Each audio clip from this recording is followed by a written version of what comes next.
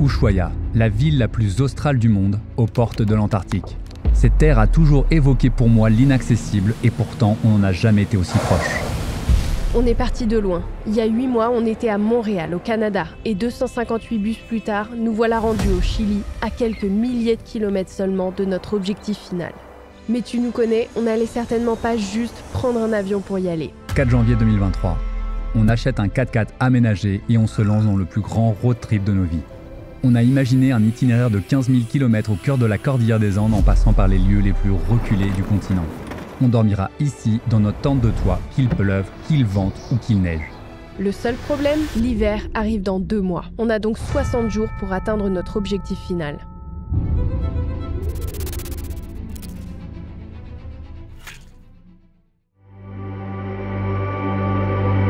Après une première semaine de road trip entre Petit Couac mécanique et canyon désertique en Argentine, on te retrouve aujourd'hui au niveau du passage de frontière avec le Chili. Donc là, on est au Paso de San Francisco entre le Chili et l'Argentine. Derrière moi, vous pouvez voir la file de voitures pour passer la frontière entre les deux pays. C'est un passage en fait qui a été fermé pendant 2 ans pendant le Covid, qui a rouvert il y a 1 semaine tout juste et qui est ouvert seulement le lundi et le jeudi. Alors, on s'est dépêché un peu pour y être ici le lundi. J'espère que tout va bien se passer. Une grosse journée nous attend. Nous devons d'abord passer la frontière d'Argentine et comme elle n'est ouverte que 2 jours par semaine, la file de voitures est déjà longue devant le bureau de la douane malgré notre arrivée matinale. Nous avons ensuite 100 km à parcourir au milieu de glaciers enneigés et de lagunes turquoises avant d'atteindre la douane côté chilien. Le seul problème, la douane ferme à 17 h et si nous n'y sommes pas d'ici là, il faudra attendre 3 jours pour pouvoir passer. 11h53, on obtient enfin le tampon de sortie de la douane d'Argentine. 100 km nous séparent encore de la douane chilienne et on compte bien profiter du paysage sur le chemin et explorer cette région loin des sentiers battus.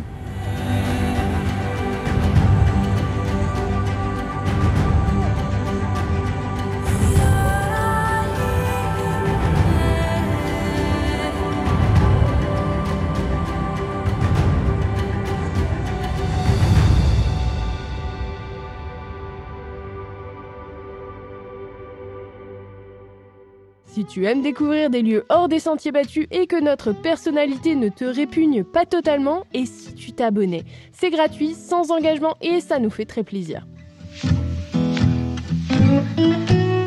Bonjour et bienvenue dans cette nouvelle émission de Masterchef. C'est pour passer à la télé, c'est ça? Je suis bien là? C'est bon. Je regarde la caméra. Vous regardez la caméra dans les yeux. Ici? Montrez-nous ce que vous nous avez cuisiné aujourd'hui, mademoiselle. Alors aujourd'hui au menu c'est risotto 4 fromages. C'est C'est pas parce qu'on fait du camping qu'on doit manger comme de la mer. C'est pas du tout un repas, un plat tout fait. Rien à voir avec le risotto déshydraté de chez Gaillot. Ça non. Et sinon le spot où on mange est plutôt sympa. C'est pas dégueulasse, hein?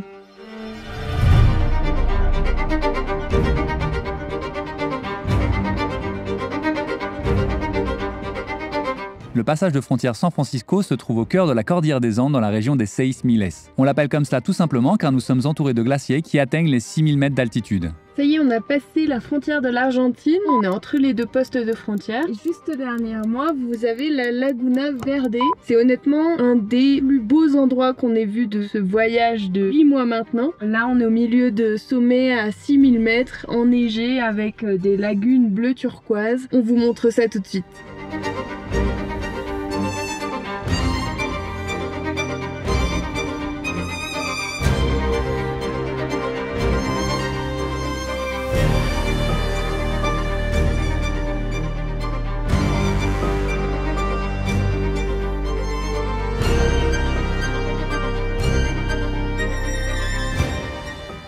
– 15h54, on atteint enfin le parc national Tres Cruces qui est nommé ainsi en hommage à ce glacier aux 3 sommets qui se dresse face à des lagunes turquoises remplies de flamants roses. –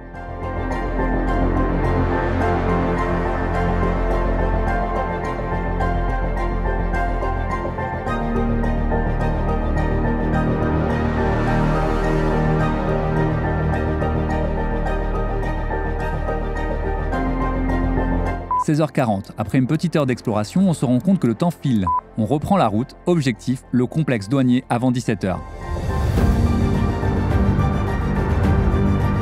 Il ne se trouve qu'à 40 km, mais via une route gravier difficile à sillonner, si bien que le GPS nous annonce encore 40 minutes de route. On réalise rapidement qu'on ne sera jamais à 17h là-bas. Je t'avoue que le niveau de stress était au max dans la voiture et qu'on conduisait à fond sur les routes de gravier.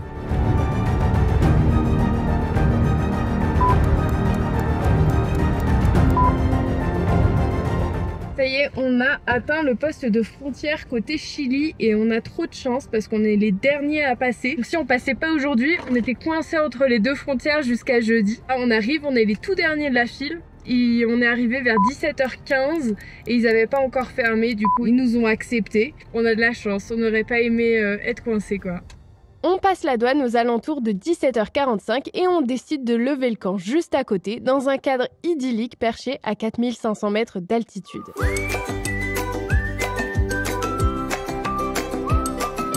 Hello et bienvenue dans l'appart.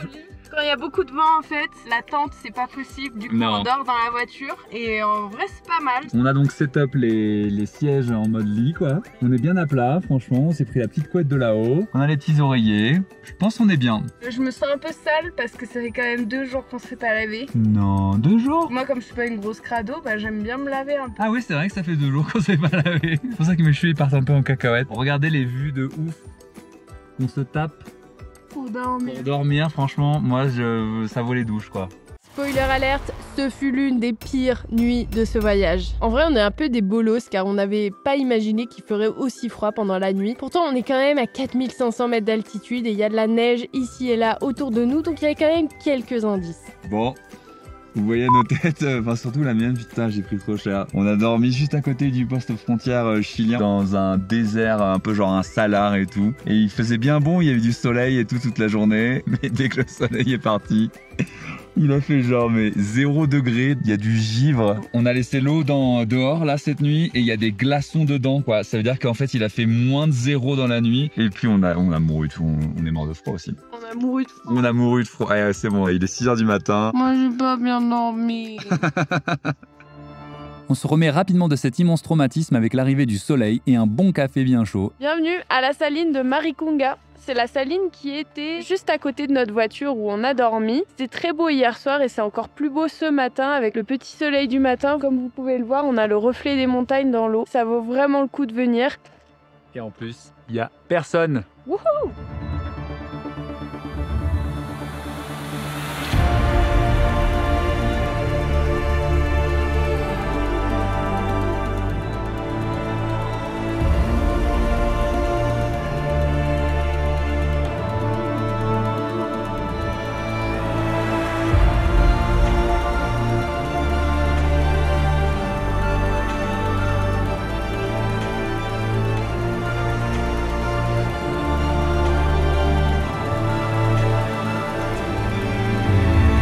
Notre destination suivante est le parc national Pan de Açúcar, situé au bord du Pacifique, dans la province de Chañaral.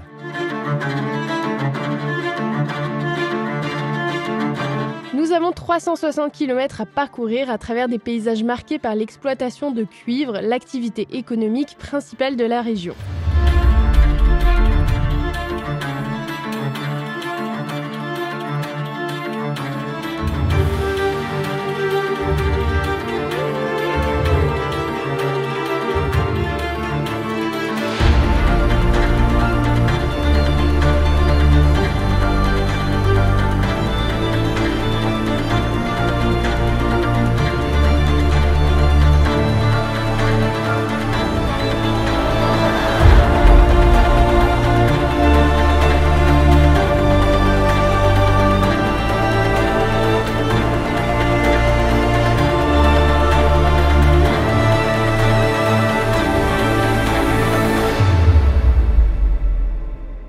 On atteint progressivement la côte Pacifique. Les plaines désertiques laissent ainsi place à des falaises dorées et un océan agité.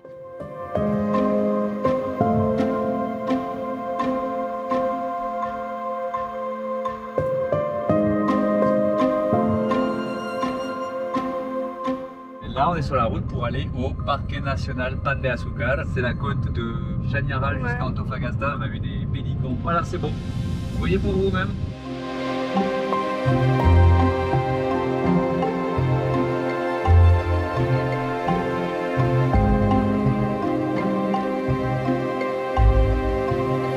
On arrive enfin à destination et on installe Franklin au milieu de dunes de sable, loin de la route.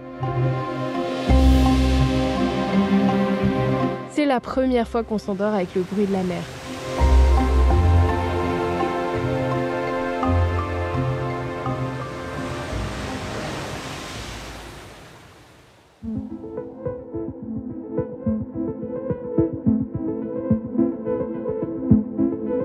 La voiture, elle est là-bas, planquée, et nous, petite balade matinale sur cette énorme plage. Elle est grande la plage, hein? Ouais. Tu vas te baigner, mon amour? Quoi? Regarde cette eau. Elle a pas l'air du tout menaçante. Elle est froide.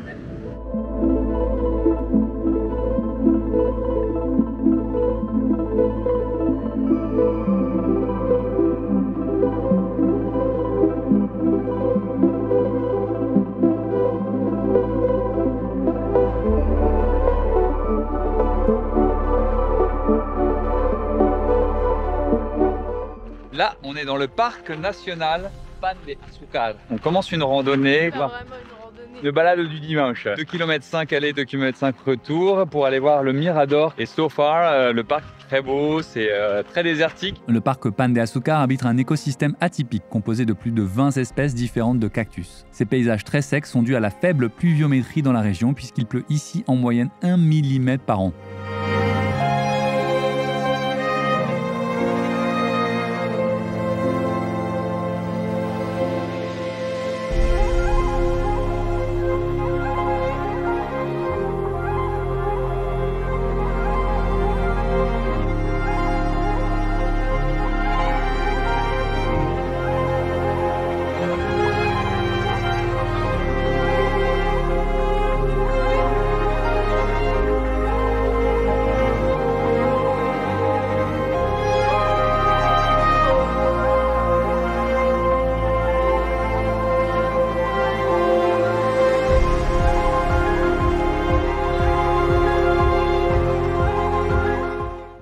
Le parc national Pan de Azúcar. Alors Pan de Azúcar, rien à voir avec le Il sucre. n'y a pas de champ de canne à sucre malheureusement.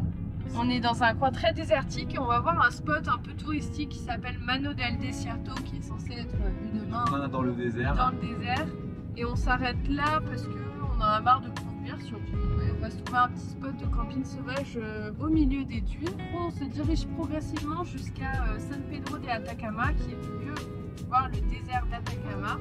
Et comme la route est longue, on s'arrête ici et là quand il y a des petites choses à voir. Voilà, c'est parti, on vous emmène.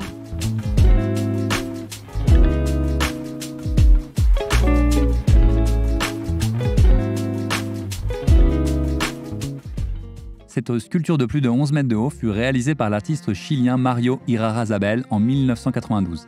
Cette main plantée dans le désert semble nous saluer. Pourtant, sa signification est bien moins joyeuse. Certains considèrent que le sculpteur souhaitait, à travers son œuvre, rendre hommage aux victimes du régime de Pinochet. Celui qui fut le président du Chili entre 1974 et 1990 a perpétué de multiples violations des droits de l'homme, allant de détention injustifiée à la torture et même l'assassinat. 40 000 personnes ont disparu sous sa dictature.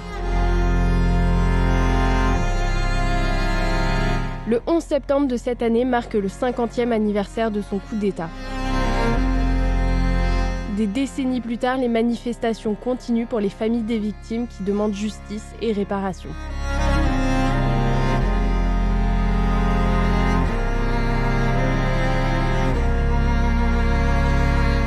Cette main sortant du sable, dont le reste du corps a disparu, serait le symbole de la vulnérabilité et de l'impuissance de l'homme face à ces atrocités.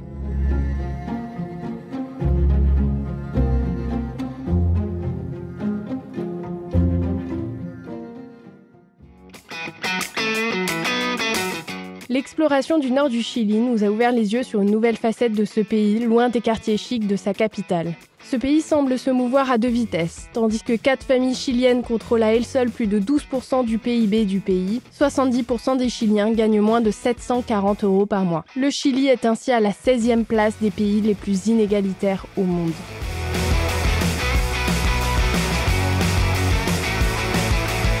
Et voilà, c'est tout pour cette vidéo. La semaine prochaine, nous continuons notre route en direction du mythique désert d'Atacama. Il est considéré comme le désert le plus sec au monde, alors abonne-toi pour ne rien manquer de cette nouvelle aventure.